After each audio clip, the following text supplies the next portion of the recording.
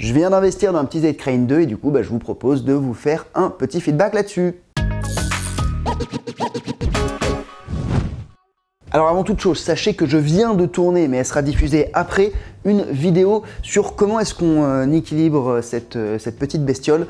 Donc si c'est juste ça qui vous intéresse, je vous invite à regarder l'autre vidéo. Même si le GH5 ça fait des trucs géniaux au niveau de la stab, je pense qu'un petit gimbal stabilisé, c'est vraiment un outil, je vais pas dire indispensable, mais vraiment important du vidéaste passionné. Et du coup, moi, autant niveau passion que niveau presta, je me suis dit, ok, on va investir dans ce Z-Crane. Alors, à part pour l'Osmo X5, où là, pour le coup, c'est pas vraiment un gimbal. Enfin, si, c'est un gimbal, mais tu mets la caméra Osmo X5 dessus, et du coup, t'as pas le choix, tu peux pas mettre de DSLR dessus. Donc, on peut dire que j'avais jamais vraiment testé de gimbal gyro stabilisé. Et du coup, après une petite recherche sur Google, vraisemblablement, c'était le Z-Crane qui était le meilleur actuellement sur le marché, sachant que DJI, à l'heure où je tourne cette vidéo, a annoncé enfin, d'ailleurs peut-être un peu tard, son propre gimbal, donc affaire à suivre, mais pour l'instant le Z-Crane avait vraiment beaucoup de charme et donc j'ai investi et voici mon feedback. Alors déjà, comment il marche? Donc tu vas devoir l'équilibrer manuellement, là tu vois par exemple il n'est pas super bien équilibré. Donc je ne devrais pas normalement l'allumer, mais bon, je vais le faire quand même. C'est assez facile à équilibrer. Comme je t'ai dit, je te fais une petite vidéo juste après. Enfin, j'ai déjà fait une petite vidéo sur l'équilibrage, sachant que je l'avais fait avec la lanière et ça a un petit peu tout biaisé du coup. Alors tu as trois modes sur ce gimbal. Le mode PF qui est au final le mode que tu utiliseras le plus, je pense. Donc en gros, il suit tes mouvements horizontaux. Donc là, vous voyez, il garde à peu près l'axe, mais verticalement, non, il reste, vous voyez, toujours droit. Donc ça, c'est le mode que tu utiliseras le plus.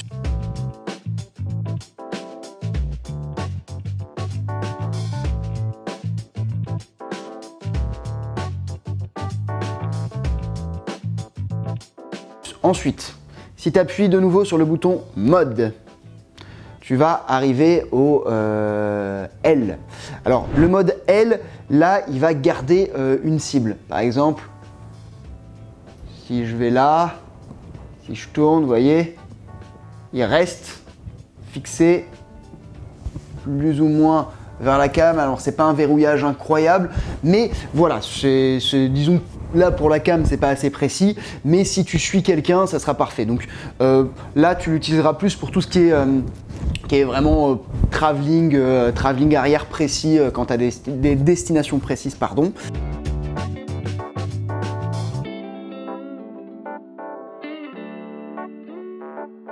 Alors là, le dernier mode, il faut appuyer 2 fois sur mode, à partir du mode PF, attention. Et là, pour le coup, il est verrouillé nulle part. Donc, si tu vas par là, il te suivra. Si tu vas là-haut, il te suivra. Si tu vas à droite, il te suivra. Donc, ça demande de prendre le coup de main. Je vais l'éteindre. Hop là. Ça demande de prendre un petit coup de main. Le dernier, le mode F, c'est pas le plus simple à utiliser.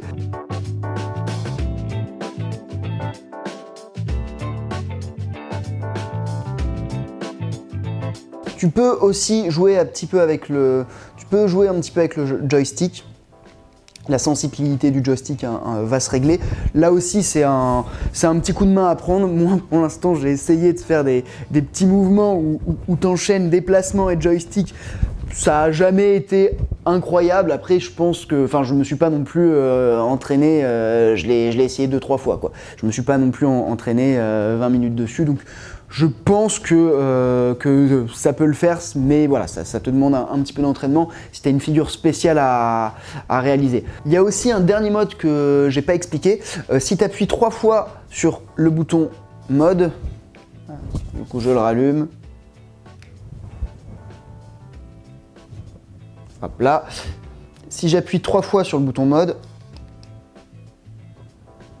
donc ça peut être pratique pour ceux qui veulent se filmer en selfie, pour faire du vlog notamment.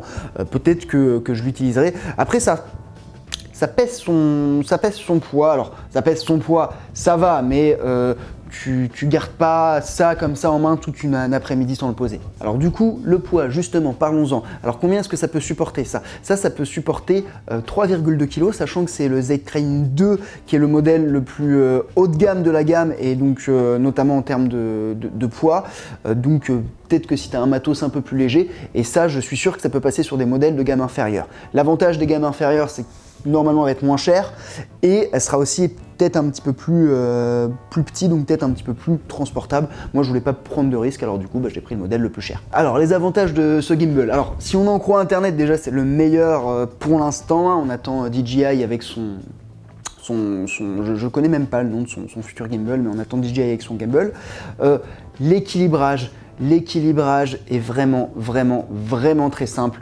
De toute façon, là, je vous ai fait une vidéo juste avant. Là, vous voyez, il est éteint, là. Je l'ai éteint et il est équilibré. L'équilibrage est vraiment très rapide. En 10 minutes, tu l'équilibres. Et comme je t'ai dit, tu vas avoir une vidéo exprès pour ça. Sinon, pour ce qui est de la stab, c'est très correct. Hein. Même quand c'est pas filmé au ralenti, ça reste assez fluide. Alors, faudra toujours repasser un petit coup de stab en post-prod, sachant que moi j'utilise même le stab intégré de Final qui est clairement pas le meilleur. Hein.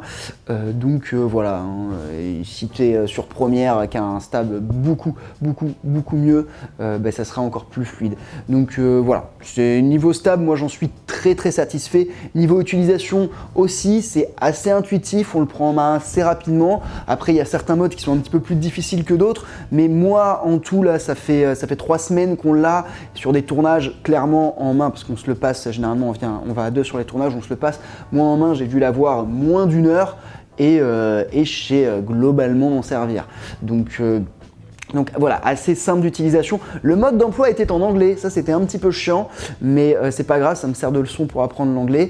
Et voilà, mais tu n'auras pas un mode d'emploi en français après. Bon, c'est vraiment de l'anglais assez basique. Donc en utilisation, tu pourras l'utiliser aussi bien en vidéo que en fiction. Après, évidemment, si tu fais de la fiction, voilà, ça va être de la fiction un peu légère. Hein. Tu pourras pas mettre d'accessoires dessus, de moniteur, enregistreur ou quoi que ce soit. Il faudra que ça soit voilà, juste ton DSLR.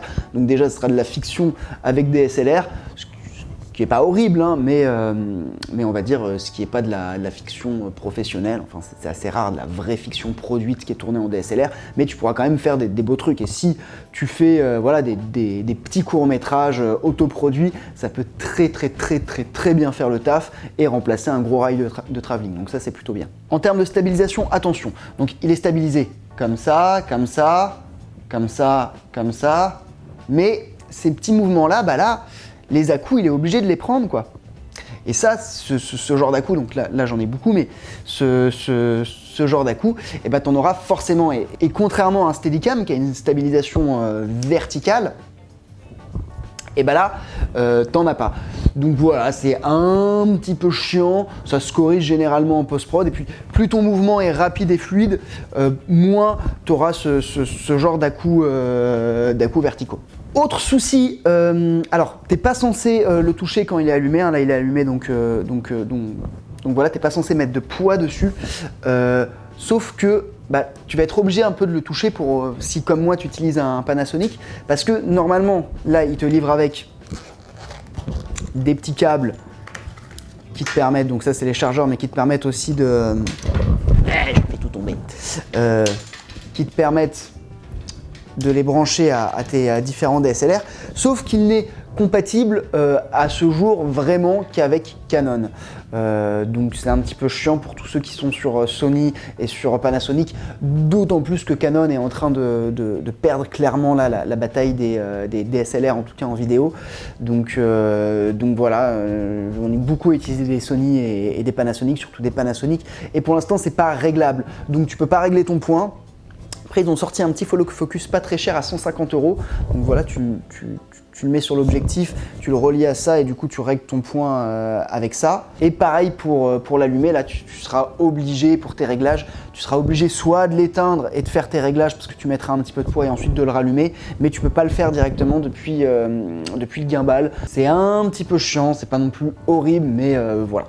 J'espère qu'il sera bientôt compatible avec Panasonic et Sony. Et enfin, le dernier défaut dont j'ai déjà parlé, mais voilà, tu peux pas mettre d'accessoires, tu peux pas mettre de micro, tu peux pas mettre de moniteur, c'est parce que sinon, bah voilà, à un moment, ça peut bloquer. Alors en théorie, tu peux le mettre. Et là, tu vois, clairement, je viens de faire le truc qu'il fallait pas faire. J'ai mis du poids alors qu'il était allumé. Donc voilà, je l'éteins. Donc on reprend, oui, en théorie, tu peux mettre un micro, mais voilà, tu vois, si là, comme ça va bloquer ici. Donc voilà, pas spécialement de défaut. Le plus gros défaut pour moi reste le fait qu'il ne soit pas encore compatible avec Panasonic et Sony. Je ne sais pas si ça viendra un jour. Je ne sais pas du tout, j'espère vraiment. Sinon, au niveau des accessoires, alors donc tu as tous ces petits fils là qui sont dans petite pochette toute mignonne. Tu as un chargeur, en fait c'est des piles, c'est des accus. Et quand tu les charges, ça a 12 heures d'autonomie. 12 heures, c'est extrêmement solide. Donc ça, c'est vraiment un très bon point. Tu peux aussi, ça je ne l'ai pas fait, télécharger une appli. Et cette appli, elle te permettra notamment de régler ton joystick. Et ça, c'est cool parce que à tester, je pense que je le testerai, mais ça peut te faire des putains de caméras tourelles. Et quand on sait qu'une caméra tourelle, ça vaut minimum 5000 balles, toi, tu es au calme derrière. Donc les caméras tourelles, pour si vous ne savez pas ce que c'est des caméras en fait où tu contrôles le tilt et le pan. Donc tilt comme ça, pan comme ça. Et aussi le zoom, là pour coup tu ne contrôles pas le zoom, mais voilà, ça peut te faire peut-être une caméra tourelle à prix réduit, donc à tester parce que voilà, toi tu es au fond de la salle tranquille, peut-être avec ta régie et ton mélangeur, et à côté tu maîtrises une cam, et donc sur un devis pour de la capta, ça peut faire économiser un tech. Donc voilà, c'est une petite piste, une petite réflexion que j'ai comme ça rapide, mais c'est pas du tout inintéressant. Voilà, on arrive à la fin de cette vidéo, tu connais les bails.